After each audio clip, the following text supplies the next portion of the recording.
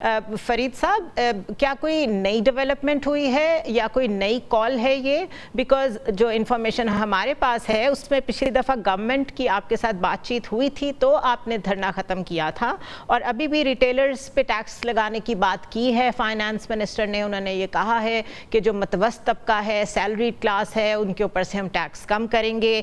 तकरीबन 6 IPPs को voluntarily government ने कहा कि आप खुद बैकआउट कर जाएं फ्रॉम योर ऑल द जो एग्रीमेंट्स हैं ताकि हमें किसी फोरेंसिक ऑडिट की तरफ ना जाना पड़े। तो आज का धरना आपको क्यों देना पड़ा है? बिस्मिल्लाहिर्रहमानिर्रहीम, जैसे आपने कहा कि कोई नई बात, तो हमारे नजदीक कोई नई बात हुई ही नहीं है। हम एक ऐसा धरना हमने दिया और पाकिस्तान की तारीख में ऐसी चीजों को मुतारफ करवाया कि बात जो है वो एहतजाज एक हद के अंदर हो, लोगों को डिस्टर्ब न किया जाए और इसके बाद हुकूमत से मुज़ाकरात किए जाएं, हुकूमत से बात की जाए। लेकिन इस किस्म की चीजें जिन मुआशरों में होती हैं वहाँ इनकी कदर कीमत भी होती है। हमने ये रास्ता इख्तियार किया। 14 दिन धरना था। 14 दिन के धरना एक सख्त गर्मी और हबस के मौसम में था, फिर बारिशें भी हो रही थी, कीचड़ भी उस जगह था। इस सब के बावजूद हमारे लोग बड़े इत्मीनान के साथ रहे, किसी चीज को डिस्टर्ब नहीं किया। ट्रैफिक की बत्ती को, फूल की पत्ती को, हर चीज अपनी जगह कायम रही। फिर हुकूमत से मुज़ाकरात किए 1, 2, 3। उसके बाद हुकूमत से इन मुज़ाकरात को तहरीरी शक्ल दी और तहरीरी शक्ल को हुकूमत ने आके खुद ऐलान किया। हमने किसी प्रेस कॉन्फ्रेंस में नहीं किया। अब इससे ज्यादा एहतियातें क्या हो सकती हैं? फिर उसके बाद ये कि हमने 45 दिन दिए, यानी कोई ये नहीं कहा कि कल ही ये कर दें पूरा। 45 दिन में जो हमारी चीजें हैं उससे हुकूमत ने इनकार भी नहीं किया। या तो यह है कि वो कहें कि आपके मुतालबात नाजायज हैं, वो कहते हैं मुतालबात तो ठीक है। IPPs के बारे में जो कुछ अब ये सामने आया कि ये इतनी बड़ी लूट मार, इतना बड़ा फरेब इस कौम के साथ, धोखा लेने वाले खुद, देने वाले खुद, मुआहिदा करने वाले ऐसे लगते हैं जैसे मुल्क के दुश्मन थे। ऐसे रेट्स मान लिए, ऐसी शराइत मान ली जो दुनिया में किसी इस तरह के किसी मुआहदे में नहीं मानी गई। उससे निकलने का कोई रास्ता नहीं। आपको कोई रिस्पांस आया है इस पे गवर्नमेंट की तरफ से? अखबारों की हद तक, यानी कोई रिस्पांस जैसे आपने अभी जिक्र किया तो अखबारों की हद तक है, या एक सिर्फ बयानात की हद तक है। ये सिर्फ बयानात की हद तक है। यानी अगर हमने मुहज़्ज़ब रास्ता इख्तियार किया है तो हुकूमत को भी करना चाहिए कि आए जी बाप बैठे, हमने ये कुछ कर लिया है, ये हम करना चाहते हैं और इसमें केस हमारा नहीं अवाम का है। हम ये कहते हैं कि भाई आप मीर साहब जो बात फरीद साहब कह रहे हैं वो बिल्कुल ठीक है। IPPs ने जितना नुकसान पहुंचाया है इस मुल्क को अभी से नहीं कब से, अगर उसके ऊपर इवेंचुअली किसी ने स्टैंड ले ही लिया है तो ये खुशाइंद है। लेकिन आपको लगता है कि हमारी गवर्नमेंट्स में कैपेसिटी है कि वो इस तरह के जो धरने हैं जिसमें जेन्युइन लोगों के मसलों पे कोई आके बैठा हुआ है वो उसको सीरियस लें और उसको एब्जॉर्ब भी कर सकें? यहाँ तो फ़ौरन शेलिंग शुरू हो जाती है, या फिर जैसे ये फरीद साहब कह रहे हैं कि ना भी नहीं करते, हाँ भी नहीं करते। तो कोई है हमारे सिस्टम में गुंजाइश इस चीज़ की कि इस मसले से हम निकल सकें? सबसे पहले तो जी हमने देखना है कि इनके कॉन्ट्रैक्ट्स कैसे हुए हैं। ये सब सिलसिला 94 से शुरू हुआ। 94 में जब IPPs आए फिर वो उन्होंने परमिशंस तो ले ली, लेकिन साथ साथ अपने जो उनके जो ये प्रोजेक्ट्स है ये आगे बेच दिए। आई नो 5 पीपल उन्होंने किया हुआ है। अब बात ये है कि यहाँ आज हम रो रहे हैं कैपेसिटी टैक्स के ऊपर।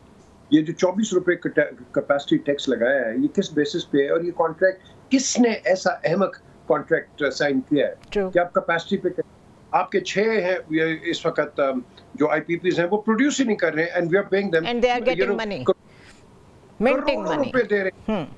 यस दे मनी बैठे हुए मेरे, उनको जरूरत ही नहीं है किसी चीज की। अब इसको कौन इसको रेक्टिफाई करेगा? अब गवर्नमेंट डरती है कि अगर कोई करेगा तो ये इंटरनेशनल कोर्ट्स में चले जाएंगे और इंटरनेशनल कोर्ट्स में बिकॉज इस पे इन IPPs पे सॉवरेन गारंटीज होती हैं और जब सॉवरेन गारंटीज होती हैं तो इंटरनेशनल कोर्ट का जजमेंट होता है वो, और वहां ये लेके जाएंगे और ये डरते हैं कि क्या होगा क्या नहीं होगा, that remains to be seen. लेकिन at the end of the day हमने तो देखना है, जो कराचा साहब बात कर रहे हैं और ये जमात इस्लामी बात कर रही है वो अवाम की बात कर रही है। अगर हम अवाम के नीड्स को पूरा नहीं करेंगे और ये गवर्नमेंट भी नहीं करेगी तो फिर आप मुझे बताएं कि अभी तो कुछ नहीं है।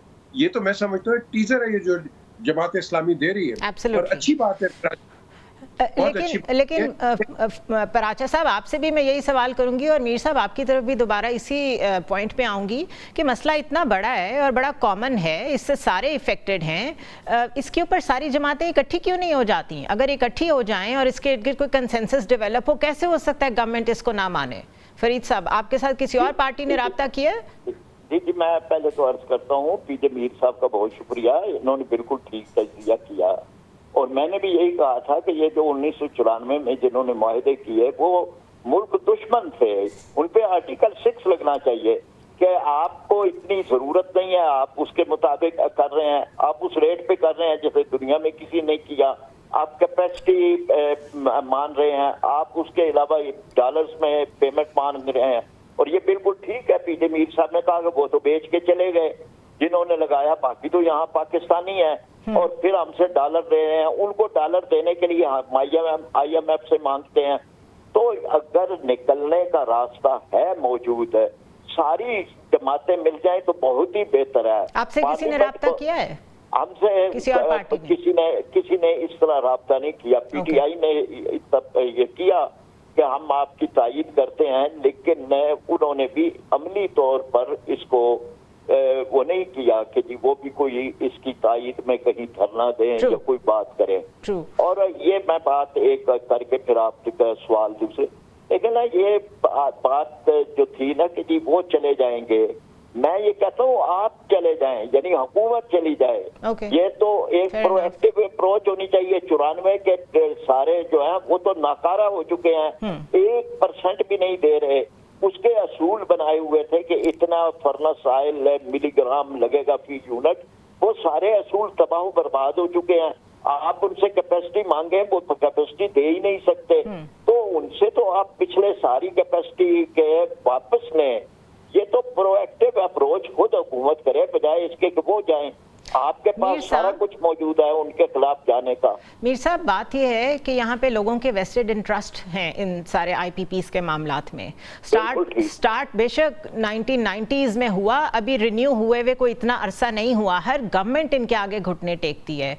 लेकिन अफसोस ये है कि अगर PTI जो इस वक्त बहुत बड़ी ऑपोजिशन जमात है, वो भी अगर इनको ज्वाइन नहीं कर रही, वो भी अपनी एक पर्सनल एजेंडे पे ज़्यादा फोकस्ड हैं, जो कि बिल्कुल जस्टिफाइड है, मैं उसके खिलाफ नहीं बोल रही। लेकिन जो अवामी मामलात हैं, इस पे जमातें इकट्ठी नहीं होती। आपको लगता है ये भी एक मसला है जिसकी वजह से ये मामला चले जा रहे हैं और लिंगर ऑन किए जा रहे हैं? जी बिल्कुल है। जी मीर साहब। हाँ जी, पीजे मीर साहब बोलते हैं। जो पॉलिटिकल पार्टीज हैं इस वक्त, इनका अपना एक पॉलिटिकल सर्वाइवल पे लड़ रहे हैं।